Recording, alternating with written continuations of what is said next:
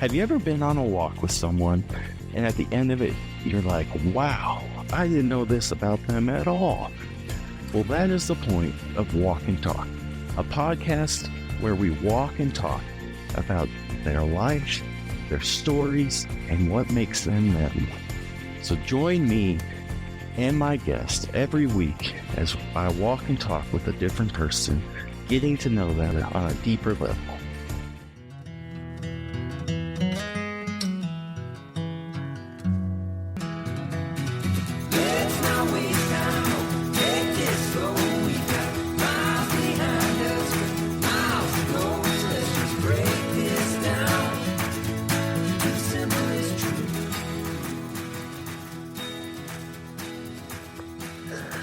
All right, everybody, welcome back to another episode of Walk and Talk. I am honored to have Nicki Turnbow on the show this week, so welcome. Thank you. I don't know if you know, we had to do a little scrambling. So as soon as we're done recording here, I'm going back home, post it right on. So yours will be out this afternoon. Oh, okay. So That's a good turnaround. yeah, I don't usually do it the same day. My guest that I was going to be doing last week got a cold. She's like, I couldn't talk. Oh. And so I was thankful I had you scheduled because it's going to be next Monday release. So I was like, I can get Nicki in. Rearrange these a little bit. Yeah. A little inaudible. So I always say you never know what's going to happen on this show, and that's part of it. There you go. So thank you. So Nicki, this is our first time actually meeting. I know. Lauren was like, first, like, I work with her. Face to face. Yes. So thank you for coming on. Thanks for having me. Yeah. So you want to tell us a little about yourself? Yeah. Well, and so, okay, just so everybody knows, so Lauren, Chris's wife, she's a freaking doll, and she's been doing all of my marketing, which I get rave reviews about. So if you guys have seen my marketing on Instagram, it's Nicki Turnbow _LBK Realtor. Instagram, they do my email campaigns. They do so much for me. Like, she's a gem, and I adore her. So you did well. Yes. You did well. A little bit about myself. So I actually, I'm from Dallas-Fort Worth, originally born in Arizona, but grew up in Dallas-Fort Worth area. Graduated from Coppell High School, if anybody knows Coppell. Okay, do you show me which direction we're going? Okay. Going on a walk, I'm like, Chris, which way do we go? And I'll keep it, like, you stay have sprinklers. You grew up in Coppell and then came out to Tech, graduated in 2007, got a degree in marketing and management, and then actually ended up going back to Dallas-Fort Worth, moved to Keller for about 10 years before ending up back here in Lubbock. So I got 3 kiddos. Weston, he is 11. Okay. Riggs is 9. And then Pei, my daughter, she's 4. So we're doing all the things right now. And half the time I feel like I've lost my mind because we've got baseball and basketball. And now she started cheer over at Techstar, but she loves it. So yeah, we're just like in the thick of life right now, but it's fun. Loving it. Some days I have to say, okay, no, we're not going to practice, but I love it. I bet that's a lot. I get tired just thinking our son could one practice a week. How old is he? He's 10. 10. Okay. What is he doing right now? Just summer. Yeah. He actually has baseball tournament this weekend. Oh, where at? Leveling. My brother. Not hot. It can't be any hotter than we just got back to Granbury. Yeah. And the humidity is insane. Yeah. Like, so when I go back to visit, I think so much more sickness than that. Yeah, all those cuts and commands to small bit. Right there. Always that soil. Yeah, we've done all the time. We're done. Well, I think we're done too. We go to the top of all the practice. Okay. Proud of them. They're strong. Yeah. Sure. Right there. Okay. Yeah, so today the golf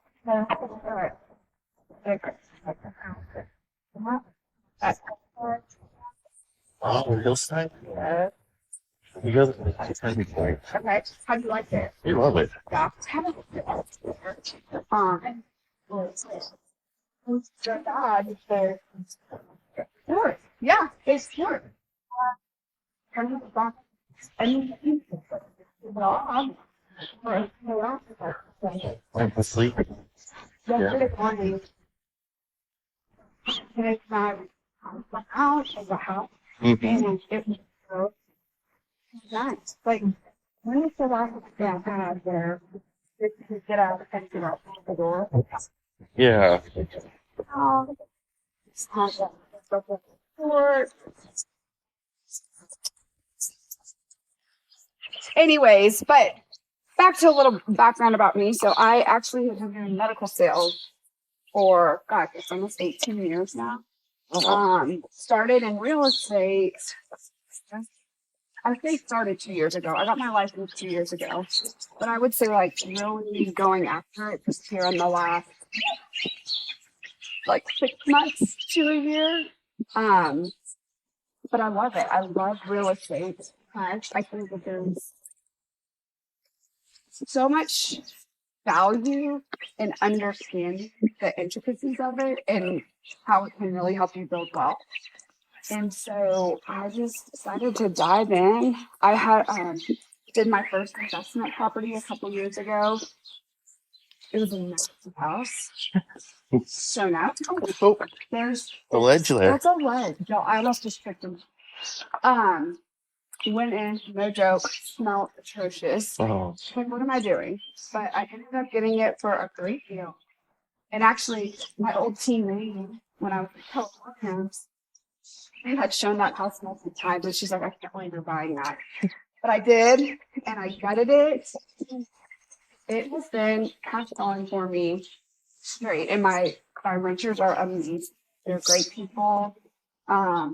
It's just a nice little steady stream of income. So that's what really got me to thinking, well, if I want to keep doing this, I need to get my license. Plus, I just love the buying and selling experience. Mm-hmm. So, and I wanted to teach people how to do it. When I look back, even when I sold my very first starter home, I didn't think I could keep it. I thought that I had to sell it to get the equity for my next house, right? Yes. But if you talk to people who have done it, there are ways to do it that you then have an income share from that property. And I highly recommend it. So the brokerage I'm at now, Modern Day Living, that's what we're trying to build out. We want to build out a brokerage. My broker is Hattie Day. She's but we want to build out a brokerage that really teaches realtors about the investing side and being known as an investing brokerage. So still obviously doing the residential component. I love that. I don't want to give that up. But we work closely with a company called Severe Wealth, and they actually build out communities around the nation. And they'll find areas that are growing. They'll find, is there healthcare systems, and then are they tax friendly for investors? And then they partner with local contractors to build out communities and have tons of investors that can go buy these properties. Okay. So when they're ready to either 1031 exchange or they want to do something else with the property, they'll typically come to us and we get to work with those investors in selling their properties. So they actually have a ton of investors that have properties here and love it. So it's been pretty cool. Like what I've got to learn and understanding, again, just the intricacies of what real estate can do to help my wealth. Yeah. So here I am. And it's funny because I got my real license right as you were transitioning, Yeah. and you had been talking to Lauren for a little bit about, like, go meet Nick. Go meet. I was like, I never see her. I know I'm never in the office, so that's like that's the problem. I'm never I'm never in there. I'm always on the go. Although I do have an office now, and I try to show up, but I think that's also the beauty of being in real estate is with 3K. I would not say that I work any less hours. I work more. However, yeah, flexible. what time I do it, is so different. And so, uh, if I need to finish up something once they go to bed, I can finish it up. But I do think what I have learned is, a lot of people ask, like, why do I even need a real estate agent? Especially in the changing times, right? Yes. Like, you feel like you've heard that so much. Yeah, and then asking them to sign like, A buyer why? agreement, yeah. We haven't even met yet. Yeah, we can talk about that too. But I think it's so interesting that there are agents out there that, That caused it. that yes, there's a reason that people think, do I need an agent? And I think I can see it. It's a valid point. However, being an agent now, the amount of time that I spend on the back end making sure my clients are covered, reading the contracts and sending out, negotiating back and forth. It's so interesting, And maybe I was talking to Abby about this. Like, should I be more? I want to use the word transparent, but it's not that. But should I let my buyers or sellers know all the little things on the back end? Like my goal is to make it feel easy, right? Mm-hmm. And them not to stress about like the back and forth on the back end. Like that's what I feel like I'm getting paid for. And to make sure that, again, all contracts are correct, liability wise they're covered, making sure they understand those contracts. But again, all the little things that need to go to title, that needs, there is so much. I don't want them to be stricken about it. Now, on the flip side, does that mean that over time people have thought we don't need real? Like, you know what I mean? Yeah. I don't know. And maybe that's not true. I don't know. Well, I think it goes a little bit because they just show up and they're like, "Oh, all we have to do is sign this." Right. It must A be document comes through or a document sign and they just, they're like, yeah. The title company does it all. We don't care. We don't. And I always tell them, I'm like, okay, you guys can do it. Yeah. Here's all the thousands of stuff you have to do. Yeah. These documents, get it ready. It's a lot. Like what processes do you use or have you found helpful in organizing all of that stuff? Like, do you have a checklist that you go down? Oh, yeah. Yeah. I will say Keller Williams, they do a great job of the training and giving you the red notebook. And it gives you that checklist. Yes. And then command. Yes. It gives you that. So I do love that we have that. Yeah. Keller Williams, it really is. Like, you're starting off.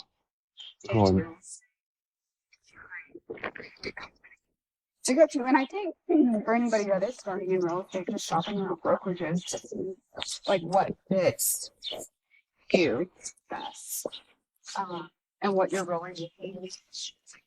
Are you going to be full time? Are you going to be part time? Do you want to join a team? Now, are you on a team? No.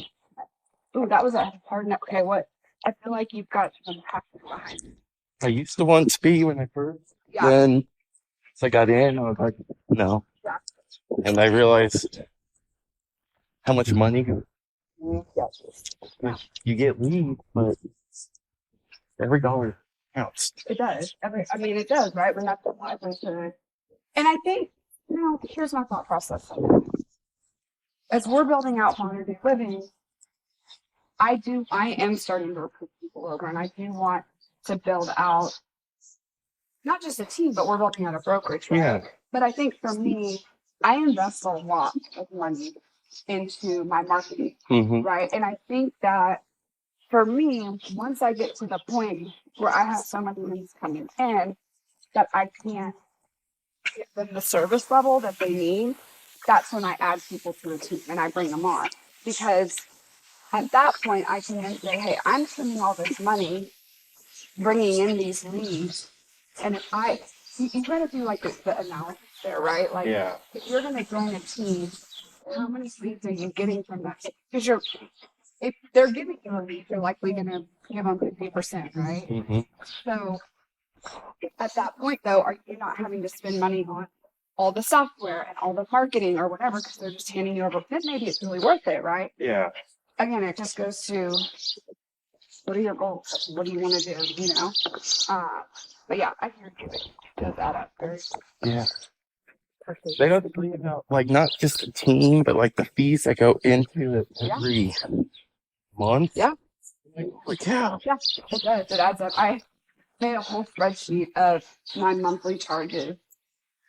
And I mean, just to break even, it's a couple thousand on expenses that I have, you know? And, but it's also things that I feel like are really worth it. My CRM, my platforms that I use keep me on track and making sure that I'm taking care of my clients. Yeah. And so I feel like all of those things are really, really, really important. So, okay, so why did you get into real estate? What was your... I was a teacher. What'd you teach? I was a history and I was a coach. And then I moved up as athletic director and assistant principal. Where were you in India? Wilson. Okay. Not Wilson Lubbock. Okay. Wilson. Oh, city. Got it. And so I was there. Well, yesterday was my last paycheck there. You still did this. Okay. So I got very blessed at December. Okay. I got paid. I didn't do anything wrong. Everybody knows it. That's always a really good way to start a conversation. Well, when I tell the story, people are like, "Oh, he must have did something." Yeah. And it's like, no, I didn't. I'm good. But so I've been paid. I did 2 years. The suit got charged for DUI. Oh. He's the one that kept promoting. And so the board. It's like not guilty by association. Right. I Kind was of a like, man. right. And so I get it. it was just, and then the principal, I got the little, she retired, so I kind of slid up. Okay. And it was just lots of transition. Yeah. And so everybody was not happy. I was doing my soup's job because he was out doing, who knows what, and trying to do my job, and I couldn't. And so it was just fun. It was just. So, anyways, my last day I actually went in was December 14th, and they just paid me out. June, my last paycheck. Yeah, I was laying in bed. I was just like, well, it's July. I'm no longer. I don't have that coming in now. I'm not employed by Houston anymore. Oh my gosh, do you feel like you're in a good spot so you do real estate full time? Yeah, well, and I also I'm CEO at a lot. Okay. Design. Yeah. Or just have to have somebody in there that does stuff. I mean, she's grown so quickly. And that's what I love. It's like organizing and structure. Yeah. So I was like, okay. Yeah. But no, real estate, like, it's been slow for me, which it's first year. Yeah. It always is. And so I told Lauren, I just need a, like, 85. It's like, yeah, I miss that. Yeah. But and there is something to be said about structure. Like summer right now, I'm not going to lie to you, it's a struggle for me. Mm-hmm. I feel like, y'all, true story, this morning I texted Chris, like, okay, I mean, what about this next week or this next week? Can we do it then? I'm like, no, just go do it now. Just come do the podcast. And it only was because I just had this like moment of being overwhelmed. I'm like, no, just enjoy this. Go be present. You get to go on a little stroll. This is great. But it's not even that. It's just all in my head. Like, it's just spinning. Like, okay, now this kid needs to be picked up at this time. Or like camps during summer. Oh, yes. I don't understand a 2-hour camp during the day. Yeah, Can I get an amen? Yes. Somebody's got to be saying me either. Because, like, working parents, I don't get it. I don't get it. It's a struggle. Your kids go to Cooper? They do. Did Yeah. you do the football camp and the Did I think it was actually the pirate camp. Yeah. Well, we did basketball camp, yes. It was at the Laura Bush? Yes. Well, and they like went in at like 8 and then got done at like 10. Yeah, so both my boys. So now that Winston is in middle school, it's even trickier because he has different times. Yes. So just like church camp, now Briggs goes, he comes back, and then Weston goes. Yes. Yeah, so we're like at that transition point now too, where I literally live and die by my calendar by every moment. I mean, we will be done here, and I'll go look at my calendar. What's next? What else do I have to go to? Because I can't keep it straight. And then I still miss things. Yeah. I still will miss something at some point because there's so much going on. But summer's just, anyways, back to the structure piece. That's my point, is that summer I just feel so structured, and to me, there's so much freedom in structure. Yeah. So I have a question for you. Listen, how do you start your mornings? Like, when you wake up, Oh my gosh, okay. Yeah. So this I'm morning, guessing, how old's your daughter? she's 4. So it might be woken up by her. She actually does great until Briggs, my middle, wakes her up. Okay. He is always my early riser. He's always been my early riser. Weston is the kid that's going to sleep like when he's a teenager till 2 a.m. Okay. Or sleep till 2 a.m. Go to bed at 2 a.m. And then, yeah. Yep. I can already tell. I mean, yesterday morning, we are all out in the living room, and he's just sat on the couch, still sleeping. We're up and around, whatever. Briggs, he has been up at 5, 6 in the morning, like his whole life. He's always done that. And then Pay, she is pretty good. I mean, she's pretty similar to Briggs, like 8 o'clock, 9 o'clock bed, and then she'll get up 6:37. I mean, during the school year. Yeah.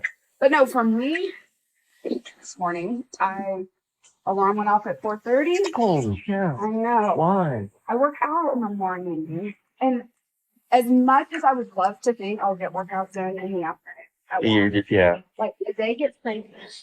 It's literally just that uninterrupted time where I can focus and get it done, and I feel just so much better every day. Like if I can just, even if it's a 30-minute workout, I'll do it. But typically, so I have ran for a long, long time. But now that with the kiddos there at the house, I can't leave them in the morning. So I just got a Peloton. Oh. So I've been Pelotoning in it. That thing's a workout, let me just tell you. Well, yeah, a couple people have died from it. I did not know that. Oh, I mean, they haven't. You're good. They have not died from it. So far I'm still alive. We're still trucking. But man, they like some of those workouts kick my butt. So I'll do that for like, depending on the morning, on average 45 minutes. And then I'll do some weights. But riding the bike, because you got the bike, right? Mm-hmm. That's not that much, because I believe you used to be part of Stride, yeah. So I opened Stride. Again, I love running. And to this day, I mean, last weekend I went out and just did 10 miles. But that's like my point. And I will I'll never do a full marathon. My knees cannot handle it. I have to train. What running shoes do you wear? I have some New Balance Steel Cells, and I will never trade them. Have you tried something else? I have. I feel like I've tried them all. Have you tried Brooks? Yeah, all of them. You really don't? No. Because I used to be a New Balance person, and Lauren got me these. No. And I feel like I'm just walking on a cloud all the time. No. Field Cells, they're the best. And so I always have to go like find the pair I want. I literally order the same shoe, and whatever color it happens to be at that time,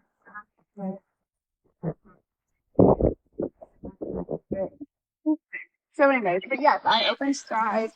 That was again, I mean, COVID was rough for me, as it was for a lot of people, but, you know, being in the medical field, we couldn't go into it. There was a lot we couldn't do. Yeah.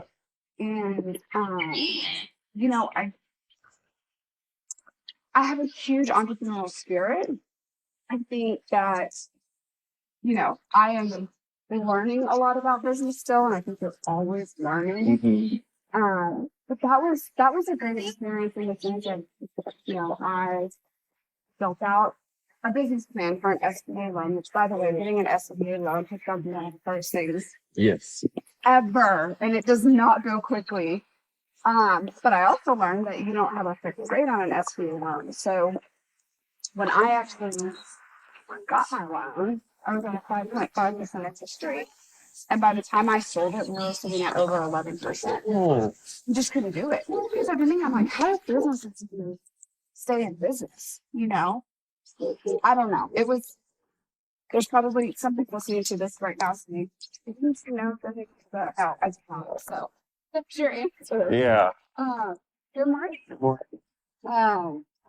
But it also just came to a point where you really need to be like an owner operator. Uh, you really need to be an owner operator where you're in there all the whole time. Yeah, just to do right by your members and the staff and everything. I love it. If you guys have not gone to try it out. Go try it. Come on, Nikki. I know. Do you look at me? You can do it. Does it look like I went there? Walk, jog, or run. But Jenny and Jim both own it. They own it now. And they are the perfect owners for it. I love them so much. And they've done some great things. Have it off to anybody better. You should interview them sometime. They're very entrepreneurial. Jim Bob actually has a fence company and Okay. they do a lot. They're just good people, just such great people. But they've done great things and have been able to move forward with it and do things that I just didn't have the time to do that the studio needed. Yeah. So I think that's where there was a lot of learning for me and growth for me is, you know, at what point when you're doing something, do you step back and say, I'm not the best person for this role anymore? That's what I felt like with Stride at that point. I'm not the best person to be operating this and bringing it to its full potential of what it can do. So, but I feel like it was still a success for you because the fact that you're able to sell it. Yeah. Now, I still had a huge SBA to pay off, right? Like that was huge learning. But again, I think you either learn, like you don't fail, right? You either do really, really well with it or you learn something. I think it's right. We're here. Yeah, let's go. I'm gonna shoot the streets. We're walking through Vintage, everybody. I love this neighborhood. Yes. So cute. But yeah, I learned a ton, and I think I learned not only a ton about business, but I learned a lot about myself. And I feel like over the years, the older I've gotten, you think you know yourself, but until you're put into some really tough, hard situations where you have no choice but to grow, that's when you really learn who you are, you know? Well, and as you look at like business people, the successful ones, how many of them didn't sell their first business or went bankrupt? Yeah. Like everybody, I'm not getting political on this, but everybody talks about Trump like, oh, he's bankrupt. Yeah. But look at how rich he is now. Right. Like Abraham Lincoln was a very unsuccessful businessman. Yep. And it's people crack. Yeah. Like how you learn from it. That's a big step. If you're not always learning, you're dying. Yeah. Like Dory says, it's like swimming. Like if you're not, then you're gonna get left behind. I agree. But I think, you know, and with that, I mean, I lost a lot of money. And I look back, and I think if I'd have known how much I was going to lose, I probably wouldn't have done it. But when you're in a situation, and I've said this on my podcast too, like everything's figure outable. Like you just find a way to make it happen, and you figure out, you know, how to get through the situation, and that's what I did. You know, I figured it out. Was it the best way to do it? Maybe not. I have no idea. But like you said, you just keep swimming, you just keep moving forward, you take the next step forward. And I will say I've had some amazing people that just have supported me in ways that I couldn't have imagined. Yeah. That's the other thing with it all. It's like that's when you know the people that are really by you through thick and thin, right? Like that are going to show up in the good times and the bad. And we say that, but until you're really in that situation, who's showing up? Yeah. So it was a good experience. Good morning. Good morning. How are y'all? Good. How are you? Good. Doing good. But it was a really good experience, and I don't regret it. People are like ask me that all the time, and I would say 100% no regrets. Learned a lot about myself, learned a lot about business, but even a lot of those business principles are so transferable to whatever I'm going to do, right? Like, so now with real estate, as we're building out a brokerage, like, here's what I would do, here's what I would not do, here's where I know my strengths are, here's where somebody else could really be of value. Mhm. You know, I'm not the right person for X, Y, and Z, and I am the right person for A, B, and C, whatever that looks like. So it was good though. So I'm gonna go back because I got sidetracked. I'm good at that too in conversation. Sorry. Okay, so you wake up and you do your workout. Do my workout every morning. Get the kids. So finish my workout. Get the kids up and going. And then get them out to school. Right now, I just started with a newer company called BioVitus. Great company. They do knee injections. So it's not, so mama needs some health insurance, right? Yeah. So we're doing that. Although I don't know about you, but as a realtor, do you get text messages like all the time? every day? I've got health insurance for you. Let me tell you about my health insurance plan. Like, I don't want to spend a couple grand. So, no, it's a really, really great company. I actually love it a lot. But it's in the ortho space. So that's typically, it's like getting out the door. I'm still in the training process right now with them. Yeah. Just learning, but gosh, we've been real estate. I do a lot of my real estate stuff like at night. That's what I was saying. It's like it's nice that I can do a lot of that in the evening and weekends. But it's constant management. It's managing my calendar all the time and figuring out where I need to be when. But I would say, like, after my workout every morning, Chris, the day looks different every day. Okay, so every single day. I'll challenge you to something. Okay. Because I've noticed a difference in my life. Okay. And Lauren knows it in hers. And the only reason I can challenge you is because you guys said you go to the hillside. Okay. Instead of waking up and doing your workout first, Yep. try doing your devotional first. Okay. It's a challenge. And see how your day shifts. Yes. Yeah. What are you guys going through a certain book right now? Or are you? So I have one that's for men. Okay. And then she has like, Lauren, she's like all over the place. So I think she does a different one every day. We do have one that we've had for 6 months that we're supposed to do together. Yeah. We're on like day 2? Day 5. No, we're on day 5. But we, on our anniversary, it was in June 2nd, she got us a prayer book. Okay. And so we pray every night together. Mm. Or if we miss it because I stay up later than her, then we do it in the morning. Aww. And so we may not do a devotional together in the morning, but at some point during the day, you're doing it together. And then, but yeah, we try to start ours every morning with doing our devotional. Love it. It doesn't have to be like write the paragraph answer. It can just be a quick one. Right.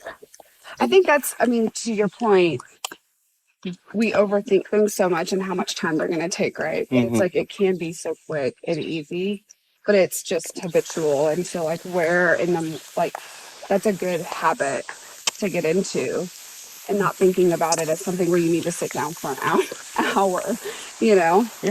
And like, it just gets your mind right. Like you're starting your day with God and you from there, it's like your prayers will probably end like, God, just protect me, keep me guided through the day, and just see what happens.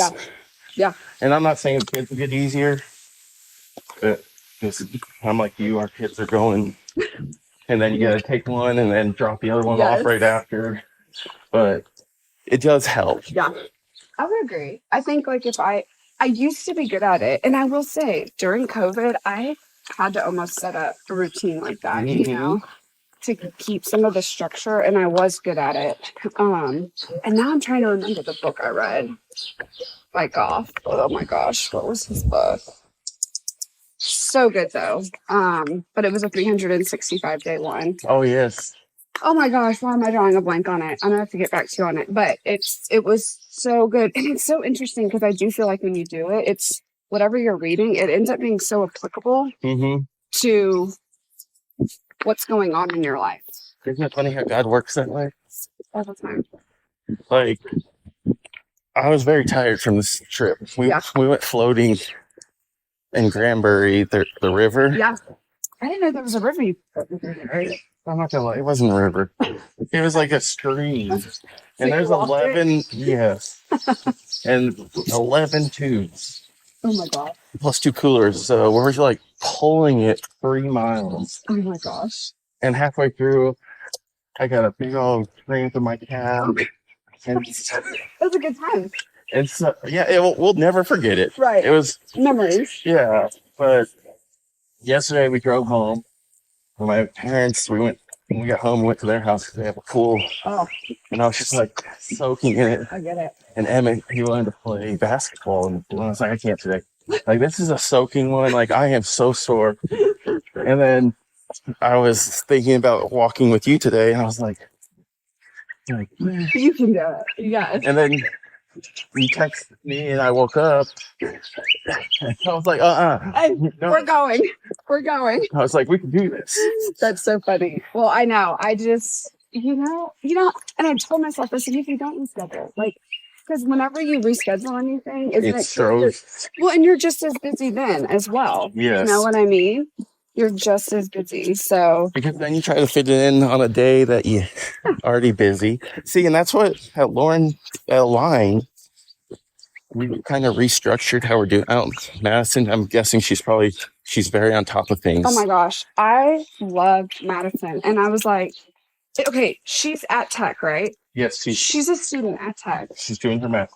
She is freaking amazing. Mm-hmm. I love her so much. And I told her, and I will literally, that's what I'll write her an email. It's like, you're the best. I freaking love you. Don't ever leave me. Yeah. Like, I can shoot something off to her.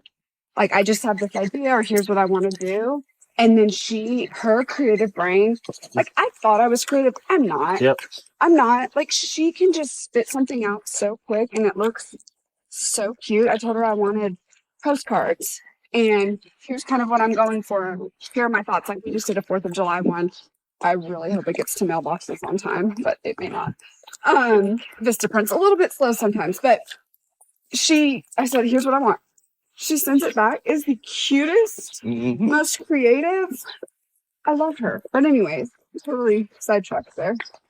But yeah, so we put in new structure. Like Tuesdays is our client check-in day.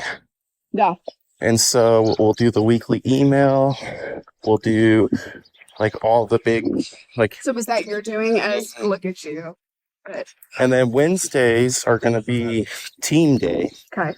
Where we do a team meeting and we do masterminds. Yep. And then in the afternoon on Wednesdays, photo shoots. Love it. And then Thursday morning, we have photo shoots also. Yep. I know. I've been told I need to get. They're like, when are you coming? I'm like, I know. I'm sorry. I'm on the road too a lot. I've got a big territory. But that's why we're trying to like get it where. But that's good too, because you're training your clients too to know what to expect from you. Yes. And they feel that security and consistency from you guys. I think it's important. Well, how like you never, with real estate, you never know what your day is going to be. Right. You can get a text, hey, I'd like to go look at this house. Yeah.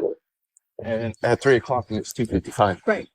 And so if we just tell you, I say her because she is a client. But if we just tell you guys like, hey, we're doing our meetings on Tuesday. Yeah. And we're streamlining the meetings now. Like we have agendas, what we're going to talk about. Yep.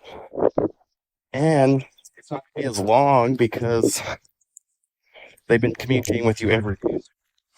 Yep. And then photos, how you said, like we got to get you in.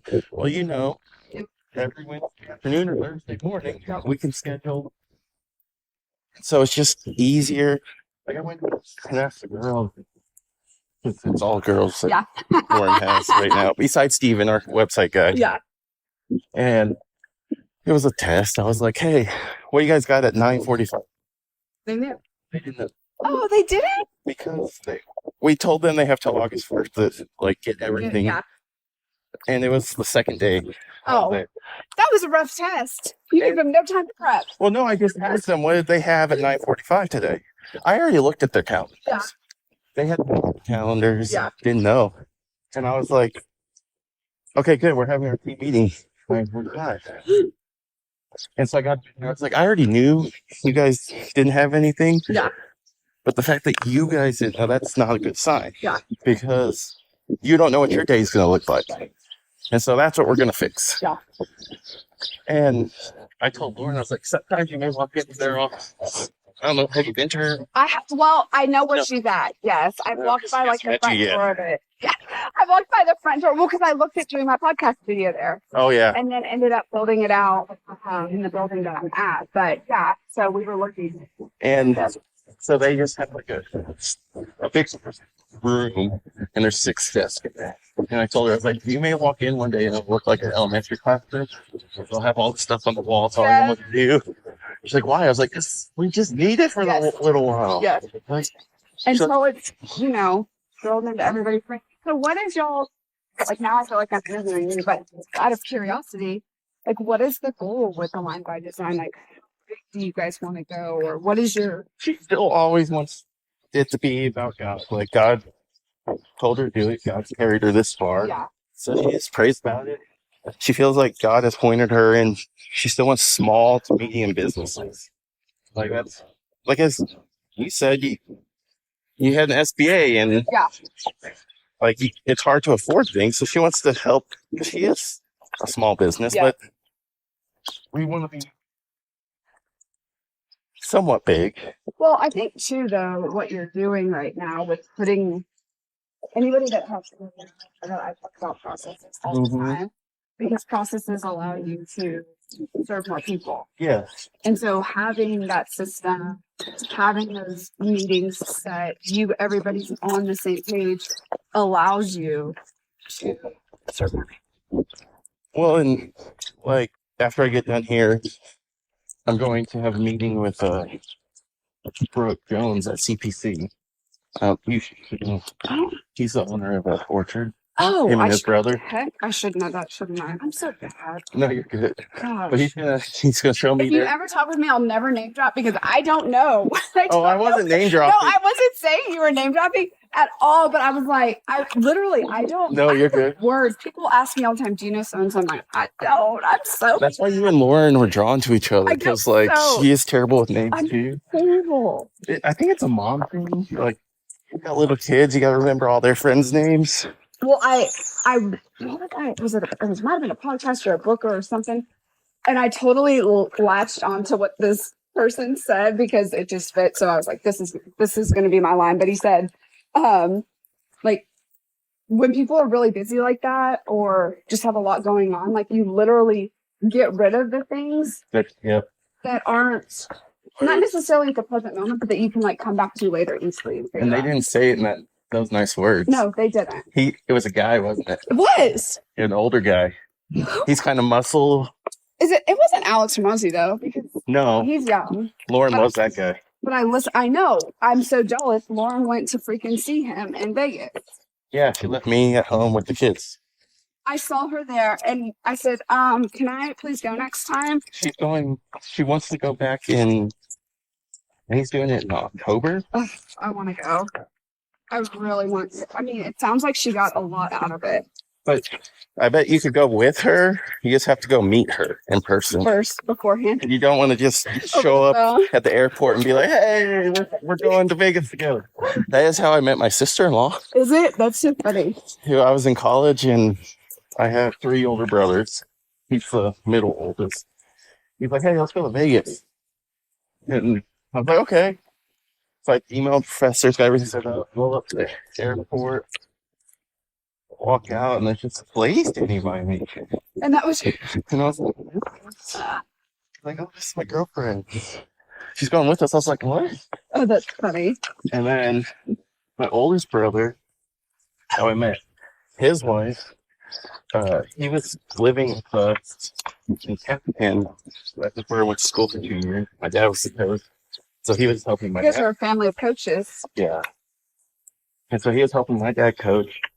And we shared a room because we only had a 2-bedroom duplex. Yeah. And I came back from, I don't even know what. Because it was weird that he wasn't there. So it must have been football or FFA. I don't know. Yeah. I come back, go into bed, and I look in his bed, and there's just a girl sleeping. And I was like, wait, what? So it's been interesting. The only sister-in-law I've met normally is my brother that's right above me because she was in high school with him. So I just, their school. So where all did you guys graduate from? So my oldest two graduated from Texas. Okay. It's right across the border in New Mexico. Okay. Like on this highway. Yeah. It's Farwell, and then boom, Texaco. Yep. Now they have the marijuana shop right on the other side of the Great landmark. the train track. It's like lit up. And then me and his right above me, we graduated from house. Okay. I had 5 kids and like that. Oh my gosh. Okay, my graduating class, I think at Coppell was somewhere around 800 or 900. Somebody quote me. I don't know. We actually have our 20th high school reunion coming up in September. So, okay, I got this one rile up people. How did you feel about me in class with that day? Yeah, I didn't know any different, honestly. Like, until moving to West Texas, like small town schools and things like that, it just, in Dallas Fort Worth, they're all huge. So you don't know any different, you know? I didn't have an active comparator to say, this would be better, or neither did my parents. Like, going to a smaller school would be better. It's interesting, though. I mean, and my friends do, like, some of my best girlfriends, Tracy and Leslie, Callie, there's like a group of us that we are still very close.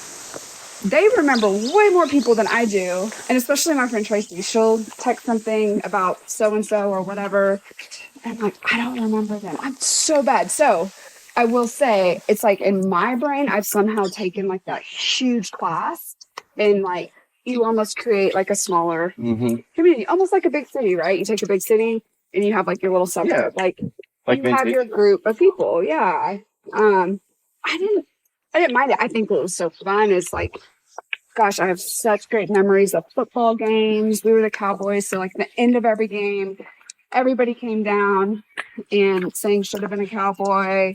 Just like really good memories like that.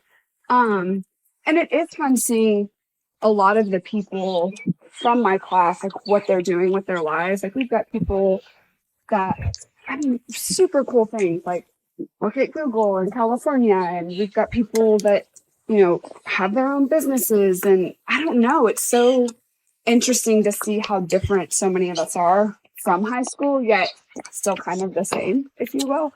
But my question is, how much, and I'm not saying like just your school, I'm saying like even Cooper. Yeah. Because like Emmett, he's got, I think, like 30 kids in his class in 4th grade, and that's just one. Yeah, I know. Well, Cooper's just growing so. But my question is, instead of building all these big high schools, why not just build so many little? So Cooper is, I will say, the school board, when they decided to build Liberty, they actually went to Dallas Fort Worth to say, like, what do we do?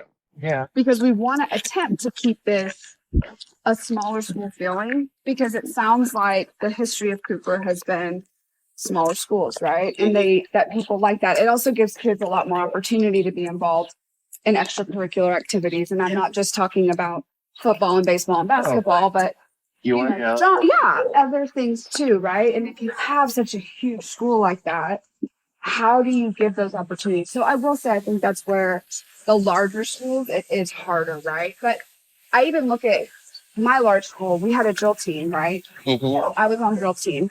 But then so they allow a ton of girls to be on drill team, which is super cool. We have lawnmowers coming. Oh, it's normal. It's normal for walking talk. Yeah. we had a ton of girls on drill team. But then when we did competitions, tried out for the dances. So then with like our smaller class brought in music.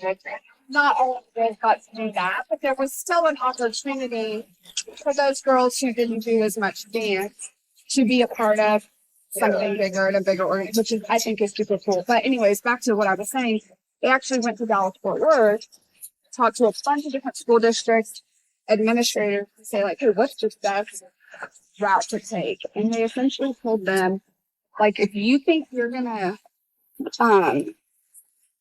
do 2 schools, you're likely gonna do 3 or 4. So they were looking at whether or not they should do kind of like what Friendship did with the freshman center. And apparently, most people were like, do not do a freshman center. Yeah. So they actually believe there's going to be a couple more high schools in Cooper. The problem is they're still all going to have 6. Maybe. I mean, I think that's just. You're probably right. I don't know how quickly it's going to fill up. Oh, it's going to fill up. Because look at how many houses are being built on this side of town. I know. Well, Lubbock ISD has what? How many high schools? 5? I think 5. 5. Yeah. Lubbock. Maybe.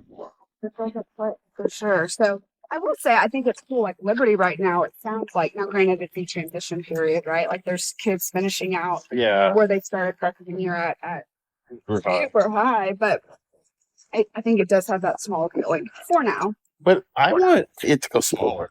Yeah. Because how can it... Well, you're going to have to go back to Texas. You're going to have to go to, wait, you're not where? House. You got to go back to house. Well, here's the thing.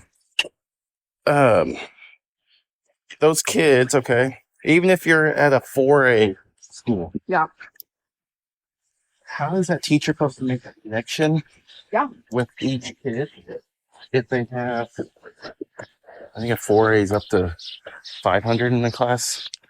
No, I think I don't know. But it's more than 100 kids. Yeah. Like, it's hard. For one thing, the kids, they see teachers more than they see. Yeah. So what do you think though the teacher teaching is? Like, because I see a lot of educators out of education. Oh yeah, they got taken over. It's gone terrible. You can see the trend happening now. It's going to be homeschooling. Yeah. And it's going to be homeschool pods. Yeah, I was going to say, so like, what does that look like for working parents, Are we just having like a whole shift in what the household looks like? Like, almost going back to,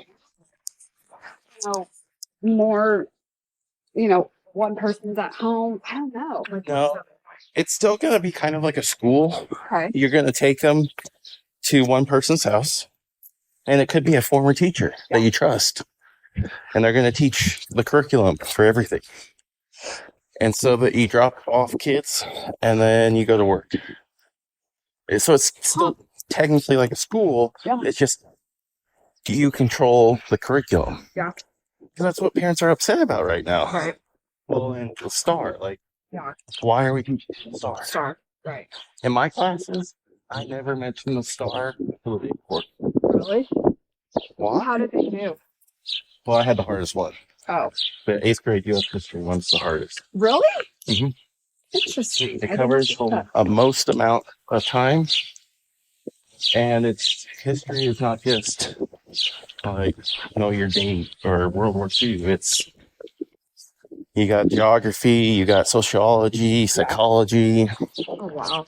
So, out of curiosity, how, 8th grade history, are you covering 9/11 at this point? For 8th grade? No, you're from the beginning of the United States. So, Native Americans, when Christopher Columbus comes over, that's where you start. Okay. And then you go all the way to Reconstruction, right after the Civil War. Oh my gosh, I would fail. And so I would fail history. it's just so much that you have to cram in there, and there's so much happening. Yeah. Well, they have to do a STAR test. Yeah. And so, math, it's kind of like it builds off each other. Yeah. History doesn't really build off each other until you get after the Civil War, where World War One leads to World War Two, and then It's just all siloed events. yeah. So it's I need to go back and take some history classes. definitely. But don't you feel like you appreciate history more, so much more as an adult than you ever did as a kid? Like as a kid, I just remember trying to get through it. Maybe that's just me. Or museums, when my parents would walk me through museums. Oh yeah, I don't like museums. But now I literally find myself stopping to read. I don't. You don't? Mm-mm. As a previous history, okay. I like to go to where it happened. Okay.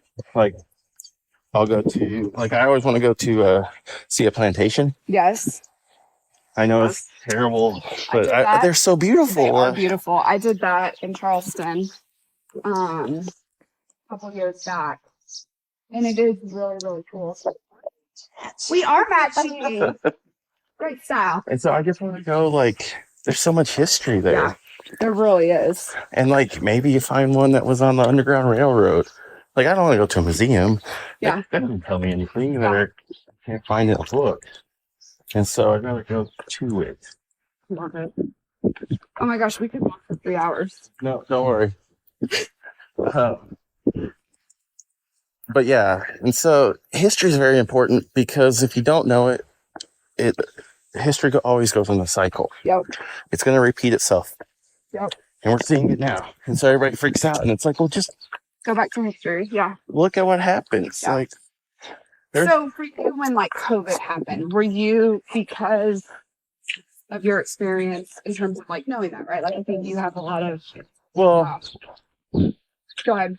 COVID's different because it was I'll get political. You don't have to. You're fine. Go for it. It was a man-made and released to disrupt Trump. Okay. That's what COVID was.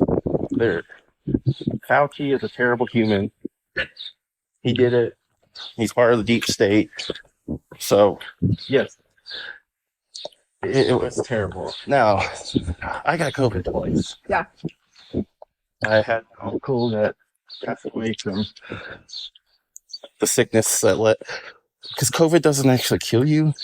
It lowers your immune system to something else. Yeah.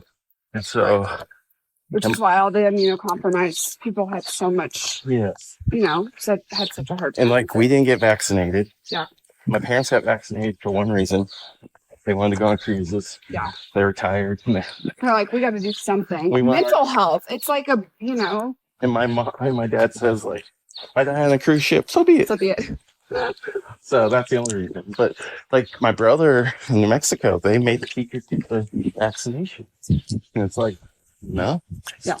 And so, yeah, COVID, I hated it. Yeah. For one thing, even like our pastor says, it was very unchristian because Christians need each other. They need the community. Mm-hmm. But what did COVID do to us? Separated everybody. And so you felt you felt happy being home with your kids. For a week. But then I think the majority of people kind of felt like something was missing. For sure. And they couldn't figure out what it was. And it's like, we're meant for community. Mm-hmm. And so COVID was just terrible. It did its job for the Democrats. So did you watch the debate the other night? Oh, yeah. I haven't watched it. I was like, I got to go find it and watch it. I even said it during it, like, this was Trump's most presidential appearance. Really? Mm-hmm. And Biden, oh my God. I don't even know what version of Biden that was. Like, we were joking about it, like, we're going to get because he's got the earlobes attached. I haven't, no. There's so many things out there. I try so hard to, not watch things, which is good and bad, right? Like, you need to know what the heck is going on with the world. But I just hate how, and everybody talks about it now, like how polarized we are, because I just don't think that either party's really representing the masses at this point. Oh, yeah, they're representing themselves. And they're representing such a, polarized view. And most of us are just, I'm going to say middle class Americans, but majority of people, we're not so hardcore one way or the other. Right. You know, and that's what we're missing. It's just, and the problem is we don't elect people that really represent us because we've got these organizations that are putting all the money into it to polarize for their platform, you know. Well, we won't get into it, but like the Roe versus Wade, everybody's very upset because they say it took, it took away abortions. That's not what it did. It gave it back to you to vote on it at a state level. Right. And that's how our country was supposed to always be. States. The states have the power. The only reason the states came together was because we had to go to war. And then they got united. Coming from a history teacher, everybody. Doesn't mean I know everything. But they got united and then made the foundation for the country to continue. Yeah. But we're supposed to be governed by the state, not... And so a lot of people are like, no, we want the federal government to do everything. Okay, you give it to them, the next thing is houses. Right. Well, the federal government wants to own all the houses. They want you to rent. And so, well, that's why, like, you're seeing our current president, like, you know, is out there saying, realtor, you've heard him say this, right? No, what is it? Realtor, I'm telling you, I try to. He wants realtors to take a smaller commission. It's not helping the housing market. He wants us to fix the prices, lower the prices. So just going into all these settlements and everything, which the realtor's commission is not what is causing the big inflation of housing prices. That's like a whole nother 2 to 3 hour long podcast. But it's like that is not driving down costs at all. The housing, everything else went down. People could afford it. Like when you go to Walmart and get a gallon of milk, and it's $4. That's an issue. I'm sorry. Our parents bought houses with 18% interest rate. And yes, their houses were nice, but our salaries have gone up also. But the price of goods is what's holding people back. And so, Biden jumped on like attacking realtors because of the lawsuit. So it's. Which, you know, here's the thing though too, even with all the lawsuits that are happening, like at the end of the day, you don't have to hire a realtor. It's still your choice. And commissions are never fixed at 3%. And that's what I think. There's been this thought that that's just what realtors get. But I'm telling you right now, there's realtors that charge more than 3%. And when I say 3%, that's their split, right? So you're actually paying the brokerage. You're not paying the individual agent. You're paying the brokerage to sell your home. And when you get into that listing agreement, you're saying, I'm going to give the brokerage 6%. Right? And when I go to my listing appointments, I'm laying out all the things I'm doing for my clients. Like, this is what your 6% is giving you. I mean, my house that I just sold in Brook Heights, I sent out $600 worth of I run ads. I do a whole bunch of different things to sell their home, to bring in the most amount of eyes, to get them the most competitive price, to get them the most, to be very competitive and get more buyers in there, right? Like that's the goal. You want more eyes on the house. You want more people to come through. You want to sell it quickly, but at the highest price you can get. But anyways, you're making that agreement with the brokerage, and the brokerage is saying, listen, other agent at Keller Williams or Westmark, wherever you're from, if you have somebody that you can bring to the table that wants to buy this house, bring them here, and I will give you half of my commission. So there's never been this thing where it's sellers are paying the buyer. Sellers are paying the brokerage. And we pay and we say, to help my client sell this home quicker, goodness, I will give you part of my commission. So anyways, that's a whole thing. And it's just educating people. Like, you sit down and show them, like, the problem was one bad agent, and it didn't change anything. It didn't. That's what's so funny. And agents are freaking out. I've had people text me and say, like, clients, like, hey, so what does this mean? Like, what are you going to do? I'm like, well, it doesn't change anything. It's literally everything's still the same. We just can't put on the MLS that, our buyer agent's getting 3%. So, oh my gosh, thank you for helping. Well, thank you so much for joining. I hope you try the morning starting Hold it. me accountable. Okay. Shoot me a text. Did you do it? Because it'll change your mindset entering that day. Okay. And hopefully it'll help you feel more grounded. Yeah. Thank you. So thank you so much for joining. Appreciate it. Wow, what another great walk I just shared with my guest. Thank you, Nicki, for coming on and sharing your story. And come back next week as we have another episode of Walk and Talk with next week's guest being Jenna Andrews. Let's not waste time or take this slow. We've got miles behind us, but miles to go. So let's just break this down to the simplest truth.